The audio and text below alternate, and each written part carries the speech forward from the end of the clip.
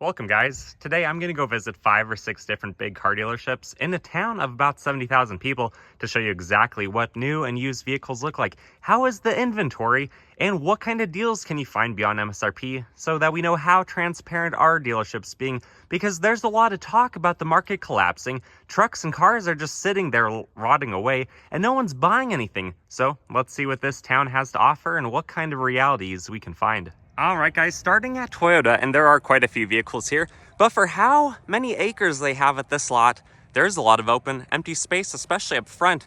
Unless these are all expected to be fulfilled by customers, I feel like they could have more inventory here.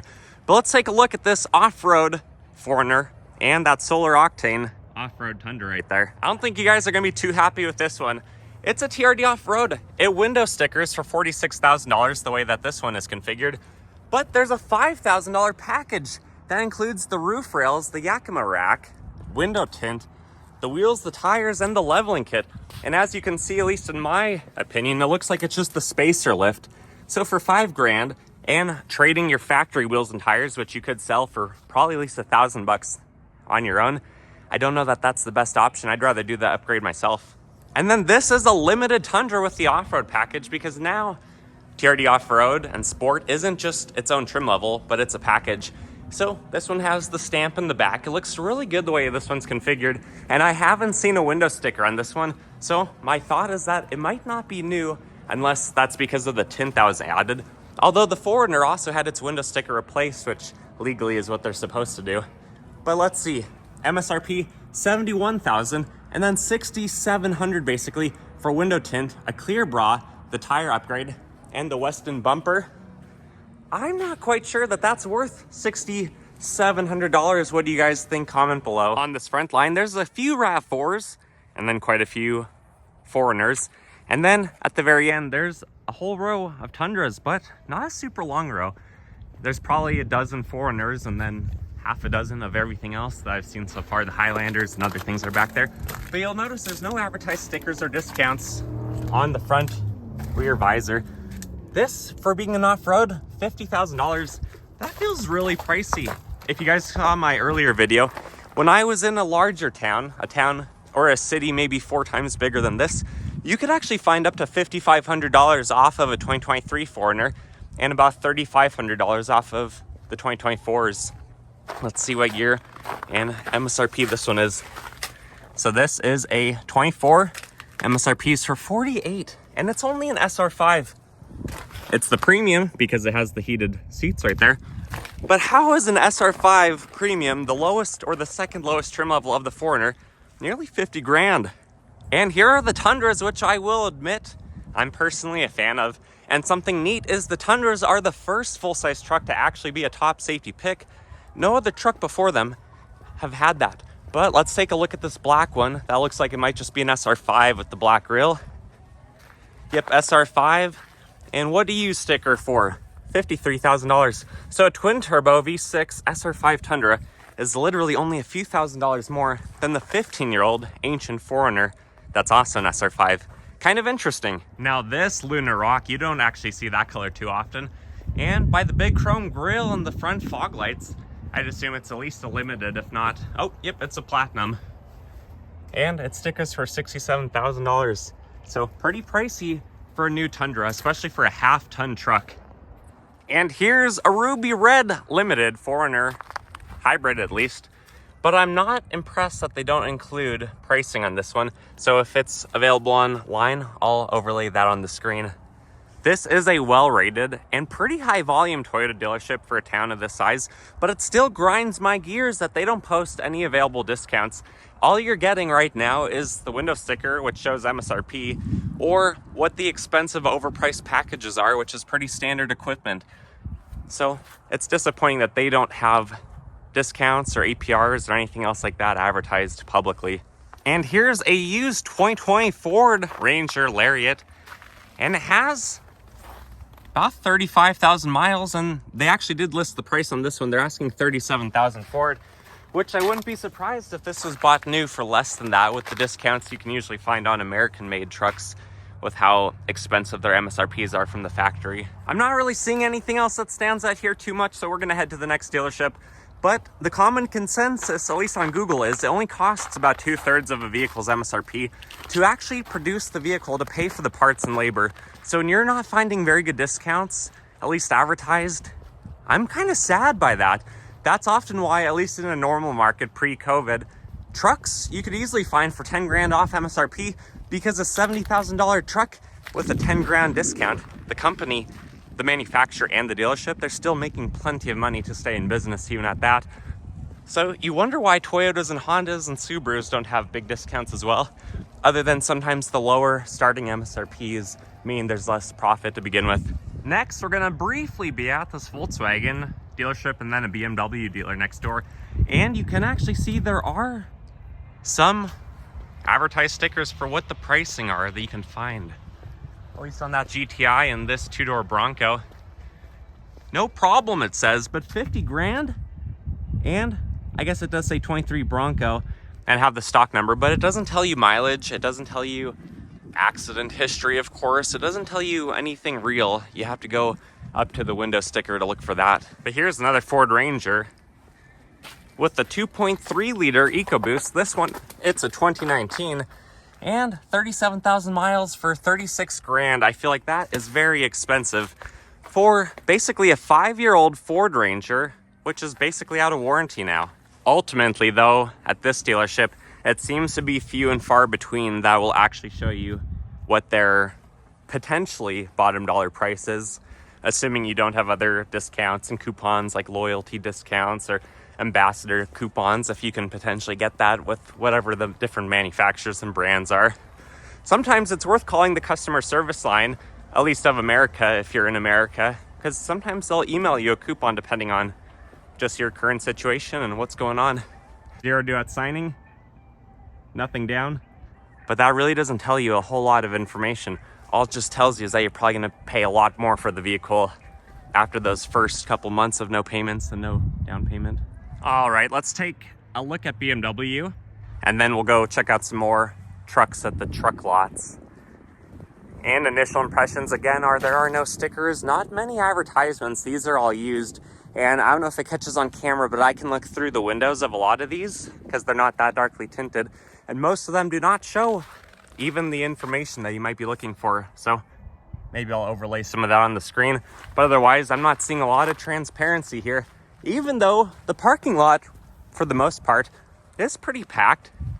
Although a BMW parking lot usually would not be a very busy parking lot, especially in this part of the country, because they're not the most popular vehicles in this area. And interestingly enough, I would say that over half of this parking lot is not BMWs. It's just a lot of regular used SUVs and, you know, just other common vehicles that I guess people maybe trade in for BMWs or trade for whatever other used stuff that they have. Here's an Alfa Romeo. That's pretty cool. Not often seen. Red leather interior. Otherwise, let's go check out some truck lots and I'll show you more of what a lot of people in this area drive. All right, we are at a Chevy dealership now, and there's quite a few used vehicles going all the way down this line and then coming back on the other side, most of which aren't Chevys. There's a lot of Jeeps, a lot of Chryslers. There are a few trucks over here, and those look like they are new. I'm seeing a lot of window stickers. So let's take a look at this Suburban. It is a Z71 package. It's a 2024. And $80,000, holy cow. That's expensive for, you know, a family of 7 that can go outdoors, go off-roading. But these used vehicles, because of the direction they're facing, the front windshield hasn't really melted of snow yet. But what I can see from looking inside the side windows is there's not a lot of transparency with window stickers and pricing. And here are the new Silverados. A whole range of 1500s and heavy duties, gas and diesel. But for being the sole Chevy dealership for this town of about 70,000 people, I am a little bit surprised that there aren't more. They could obviously fill this lot if they parked a little bit differently. They could have the row back here and one in front of the light posts. But it's kind of the same deal. There's no stickers other than the factory MSRP stickers. So although most of these could be sold for upwards of 10 grand off, you'll never know until you talk to someone or check out their inventory online, if it's even listed there. And then it's basically the same story here. But we do have a lunar gray 4-door, that's pretty cool. And then this regular cab, probably a work truck, which isn't often seen. But even a work truck Silverado is $47,000. And that's when you have the Turbo Max 4-cylinder turbo engine. So 47 grand used to feel like a 4-door high country Silverado after discounts just a few years ago. But now it's a 2-door work truck with a turbo 4-cylinder. I think it's time to head over to the Dodge dealer to look at their trucks, and we'll finish up at the Ford dealer. But it's just crazy to me how expensive trucks are and how different inventory is between different towns. When I was at that town that had about 4 times the population as here, they literally were overflowing with vehicles and they offered pretty big discounts. But in this town, or my most recent video in a town of about 50,000, the discounts just aren't the same as what a bigger city might have to offer you. And for that reason, because I don't want any of us to overpay on a vehicle, especially where it's a depreciating liability. And if you can't pay it outright, you're gonna be paying loads of interest on it, with the average interest rates right now being between 7 and 14% for new vehicles. That's just astronomical, especially when you drive one of these new trucks off the lot and that Suburban loses 8 grand in value, at least theoretically in a normal market. That's absurd. So do your homework, guys. It might be worth it to travel a couple 100 miles to a bigger city, a bigger town, to get a bigger deal. I'm just pulling up to this Jeep, Dodge, Ram, and Chrysler lot. And it's kind of funny to me that their front inventory is a bunch of used Silverados and a Ford and a GMC. And initial impressions of this lot is they could fit more cars in here, but the rows that they have decided to develop, at least the ones that actually follow the lines, this is a pretty full parking lot. You have a bunch of Grand Cherokee Larges down here, a bunch of the Jeeps coming back on the other side. So let's take a peek at a few of them. But for the most part, I don't think I've seen a single rear window visor sticker yet, which is really disappointing. There's a lot of other dealerships who do offer that and offer more transparency, kind of like the Subaru dealership I was at recently.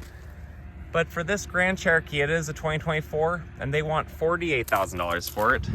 That doesn't sound too unreasonable for an SUV. These are unibody vehicles, though. The Grand Cherokee is not a body-on-frame vehicle like a Suburban or like a 4Runner. Let's maybe check out some of these Gladiators, like the Mojave.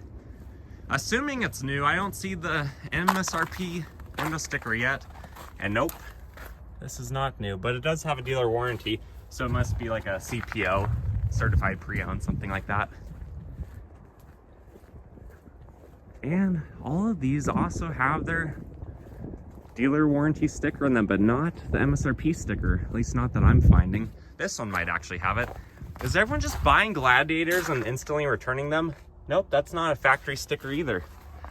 It's just like a printout. And down this row, we have all the heavy-duty 6.4 liter Hemis and the Cummins turbo diesel trucks. There's quite a few of them for the lot size, while all the 1500 trucks are on this side. But this is a Bighorn. Let's see how much it's going for. So it's not even a super high trim level. It is 2024, MSRP $59,000. It would be nice to know what the discount is. I'd expect you could get at least 10 grand off any full-size truck that's over $50,000, but we'll never know just by walking around the lot. And here's a Cummins. This is a red pearl.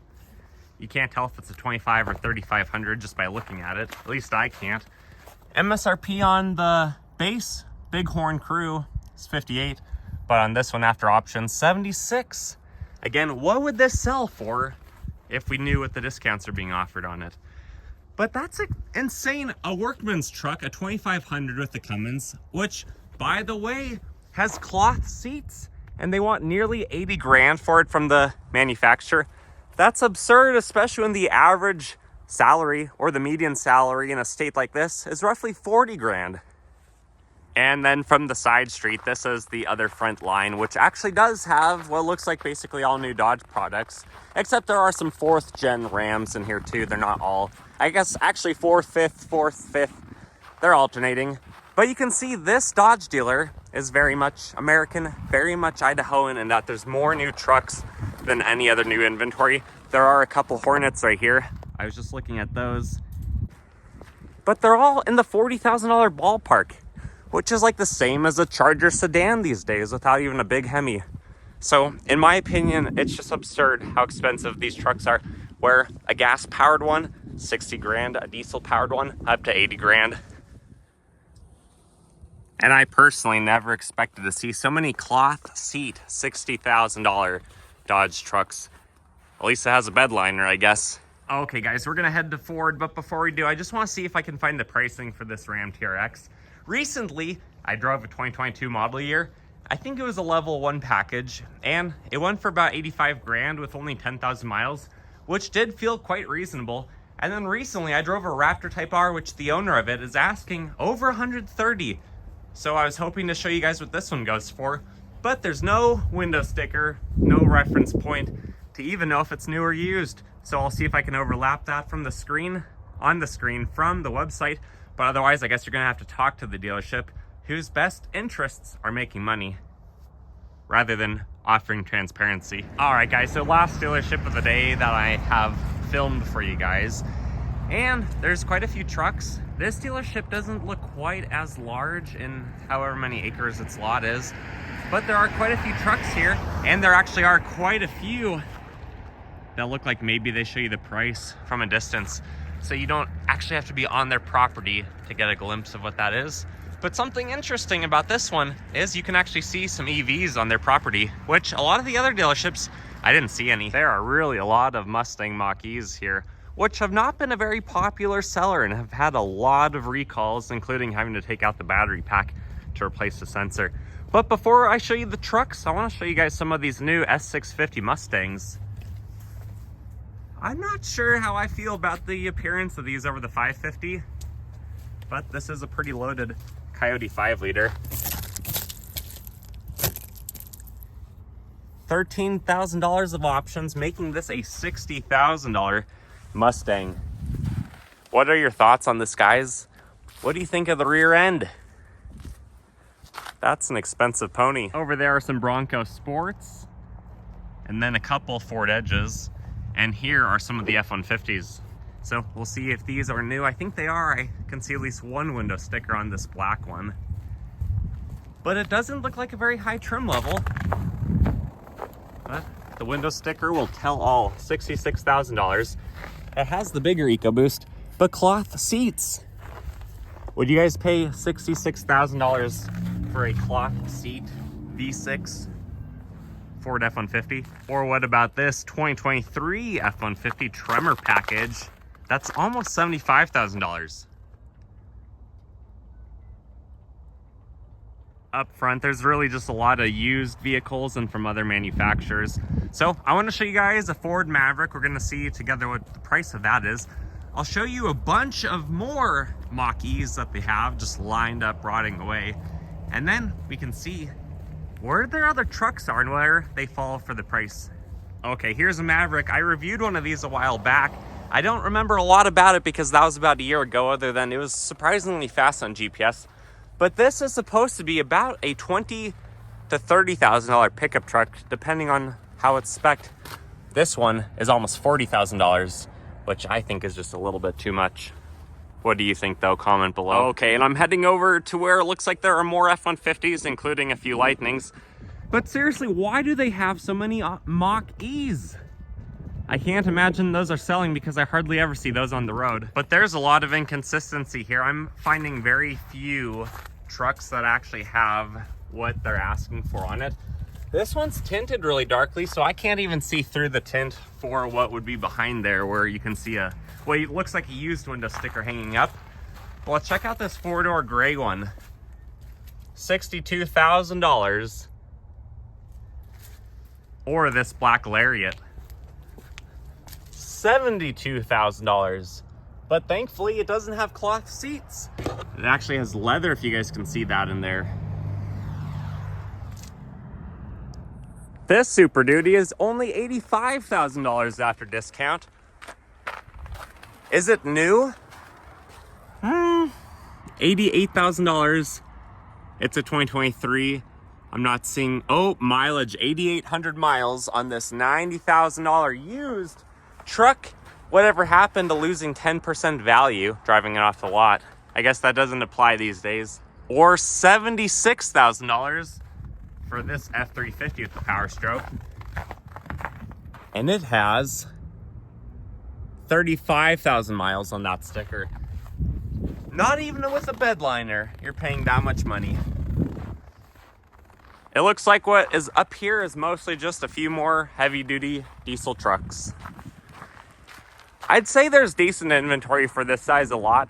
There's enough trucks that it doesn't look barren, but there's not so many that it would be hard to maneuver around and move them from one place to another. But let's check out this one, and then we'll finish with the Ford Lightnings. $86,000 for this one. Oh, it actually has leather seats. That's kind of surprising. But it's not even brand new. It has 12,000 miles on it. Seriously, what the heck is up with all these basically slightly used year-old trucks? Is everyone just buying a new truck within 12,000 miles? They realize that it's too expensive, they can't afford it, they're underwater on their loan, or it's a waste of money, and then they return it? Or what is going on? If you guys know, comment below. And here are the Ford Lightnings, so let's see how expensive they are because there's no sticker on the windshield. It's a 2023 and they still want $81,000 for it. Or what about this one? That one is also a 2023, but $75,000. And there's a few others, but let's just take a last look at this one. 2023, so it's maybe been sitting here up for a year. And still the cheapest one that I have found today, $62,000 for this. All right, guys, it's like 20 degrees out. That's why my voice has been shaky all day, and I think it's time to get home. If you guys like this style of video, please consider liking this video. Subscribe if you want to watch more, and I'll do more things like this. Otherwise, just comment below what your thoughts and opinions are based off of what you've seen in your area throughout the country. My thoughts after visiting, over 20 car lots now in the last month is there's a lot of inconsistencies between prices, transparency, and how different dealers do business. So there are better dealers than others. It seems like on average though, the best deals are in bigger towns than the smaller towns, probably because they move more inventory. They don't need to make as much per vehicle to stay in business. But that's just my thoughts. What are yours? I hope to see you guys on the next one. Take care.